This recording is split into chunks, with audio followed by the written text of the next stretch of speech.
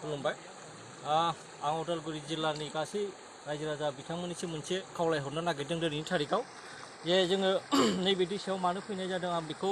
बिनि गुबै थांखिखौ फोरमायनो नागिरदों जे बे दैसानि मुंखौ बरला दैसा होननानै बुंनाय जायो दैज्लां समाव जोबोर गिदिर फैयो किन्तु मेसेंनि समाव दायो बिनि जिथु निजिरा बियो फिसा जायो दा जोंनि जिथु माने जिउ खांनायनि जिथु बेबस्था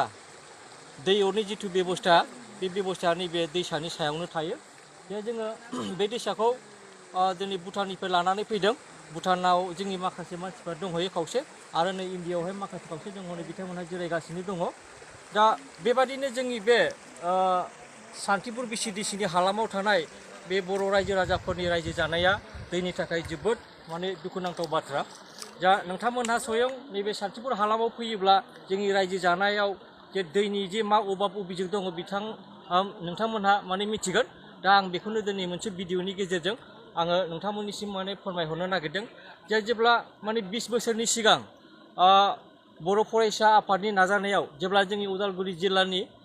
मुस्रि रिहुन दैमारि बिथांखौ जोङो बिजाथि हिसाबै सायख'दोंमोन जे बे समाव जोङो 100आव माने 100 जनबो बिथांनो जोङो भट होनानै जोङो बिथांखौ दैथायहरदोंमोन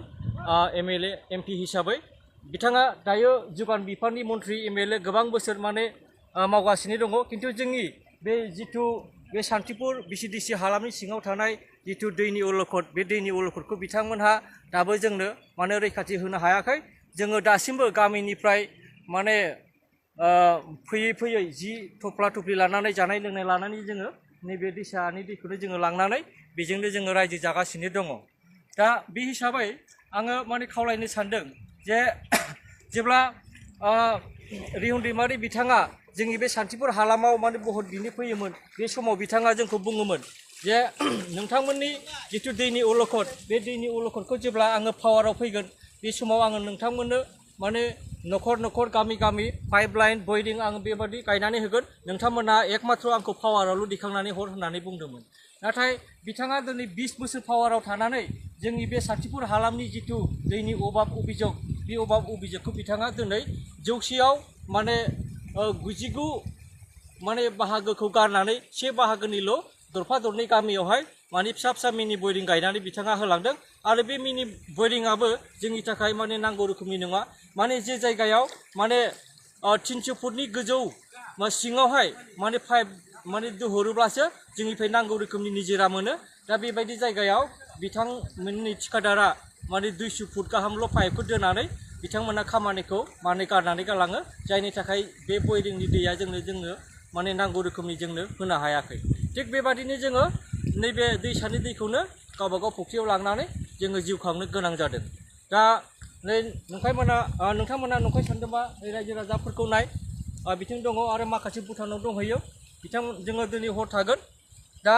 जोंनि बे जिथु हालामाव बे रिजार्भआव माने मैदेर दावदेरनिबो जोबोद गिनो गोनां आरो खोना मोननाय बायदिब्ला बे साननैसोआव माने मोसाबो फैदों दा जोङो बेबायदिनो जोङो दैनि थाखाय गावनि जिउखौ माने रैखाथि माने गैया बायदि खालामनानैबाबो जोङो बे हाग्रायाव थाफैनानै जोङो नैबे दैखौ लांनो गोनां जादों दा आङो बेनिखायनो बे फैबाय थानाय समाव जिथु दानि जिथु गोदान सुक्ति बे गोदान सुक्तिनि जिथु फान्ड बे फान्डफोरखौ जाहाथे जोंनि रायजो राजाफोरनि थाखाय नांगौ रोखोमनि खामानियाव मावफुंनानै होगोन आं बेखौनो खावलायनाय थाबाय